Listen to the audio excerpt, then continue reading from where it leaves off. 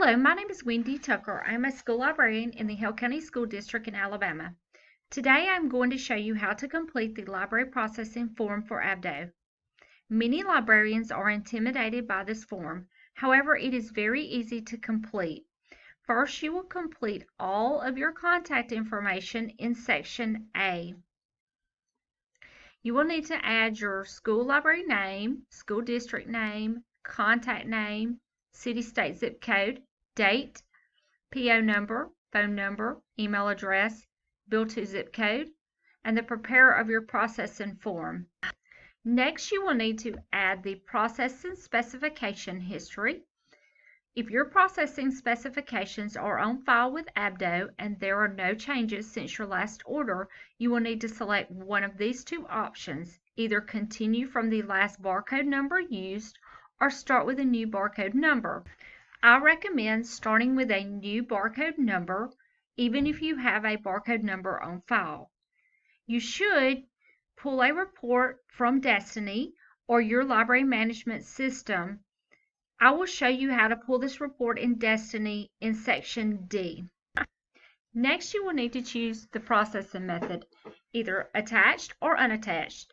I highly recommend attached shelf-ready processing. This will save you a ton of time. Next, complete Section B, which is the cataloging profile. Most of these are personal preferences. I usually choose the standard options, which are listed in bold, with a few exceptions. Subject headings, I usually choose the Library of Congress.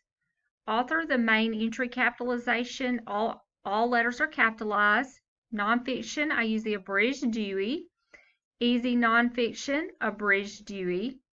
Individual biography, I do a little bit different. I like for my biography section to have B plus the 3 letters. The collective biographies I also include with my regular biographies, so I have B plus 3. Nonfiction graphic novels, I do a little different. Also, I use follow the fiction graphic novel option. I do not use RDA cataloging. Fiction, I use the first 3 letters FIC plus the first 3 letters of the author's last name. Easy fiction, I use the letter E plus first 3 letters of the author's last name. Fiction graphic novels, I follow the fiction options. This is a little different than the standard option.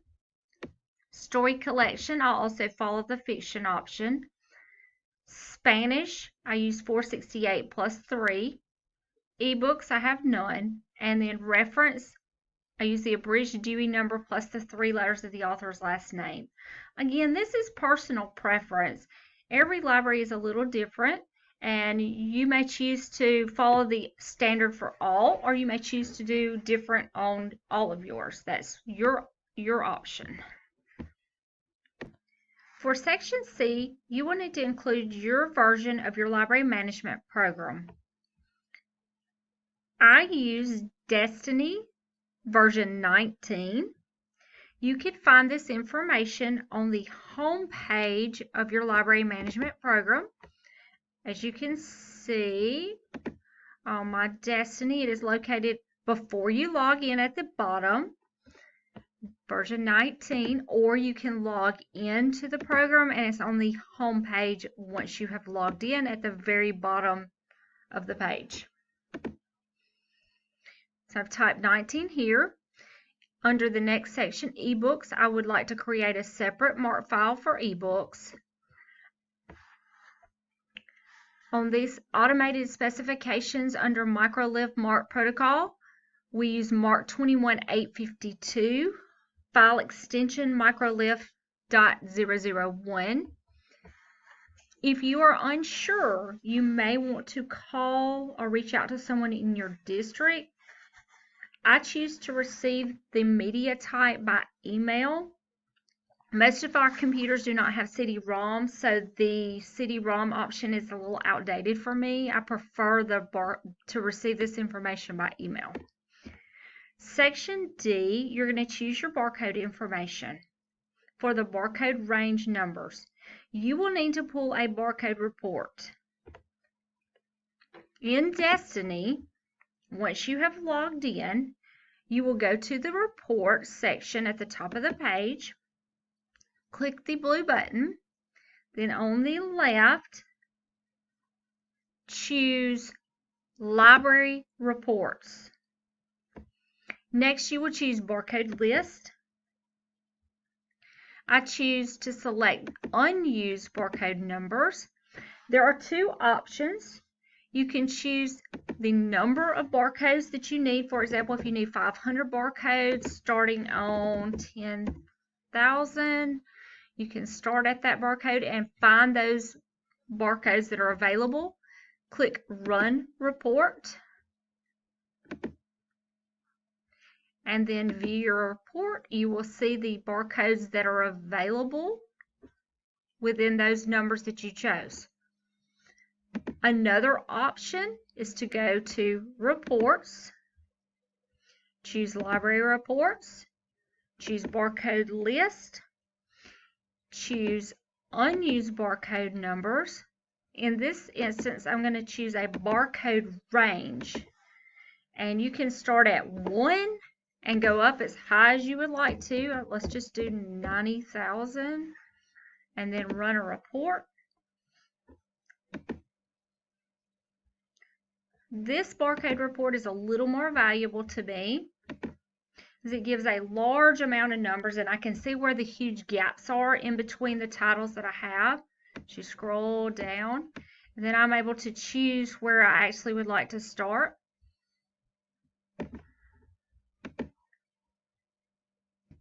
I would choose the number 10,179. So I need to type that in as starting barcode number. You can choose to type the ending barcode number here. Next, you're going to choose whether you would like the barcode labels to include your library or school name inscription, where you would like those. And you may type in the name of your school or what you would like on the label. Next, the barcode symbology. I use code 3 of 9. This is pretty universal, and it's the most simplistic. Again, I do encourage you to reach out to someone in your district if there is a question about which barcode symbology to use. The library or school name location, you can choose to have your school name printed at the bottom of the label or at the top of the label. Section E, Attached Library Processing. ABDO offers free attached processing with any over of $350 at this time. I encourage you to take advantage of this. It saves a lot of time. This is, again, personal preference. I do think about the end of the year inventory when I decide where to place the barcode. Also, my students check out independently. I prefer for the barcodes to be placed where it is easiest for them to scan. For me, this is location 6, as you can see on the label location guide on the back cover, location 6. Orientation A, where it is read from the bottom to the top. That is personal preference. The label orientation guide shows you the orientation A reads from bottom to top, B reads from top to bottom, C is read horizontally. The label location guide shows the back cover, the front cover, positions where you can place the label. I prefer not to place my barcode label on the front due to it covering the title, the pictures that may be printed on the front of the book, etc. But that again is personal preference. The spine label, this is the distance from the bottom in inches. This is from the bottom of the spine label. So 1/4 of an inch would be 1/4 of an inch from the bottom of the spine label. 1/2 of an inch would be from the bottom of the spine label. And you get on up to 2 inches. That brings that spine label way up on the book. Just remember that when you think about which spine label distance you would like. You can choose to have reading program labels attached or unattached, where you place them. You can have a large label, orange logo labels, small Lexile labels, large Lexile labels. Also, the instant access program. This is very valuable to me. This is the scan to read QR code label. I have mine on location 9. This is standard, which is on the front of the book. That way the students see this when they look at the title and they realize, oh, I can scan this and read it instantly. There's also a QR cover sheet, and then you have additional processing options. And I just leave this blank if you're not going to use anything there. Also, with the book pockets, date due slips, all of this is completely optional. Theft detection, this is something that I don't utilize, but some school libraries do. And then in the notes special sections area, this may be where you want to include certain special instructions, like if you don't like for your label details to wrap around the book, or if you prefer it to be stacked or unstacked, you would include that information here. Thank you for your time. I hope this helps you complete the ABDO library processing form.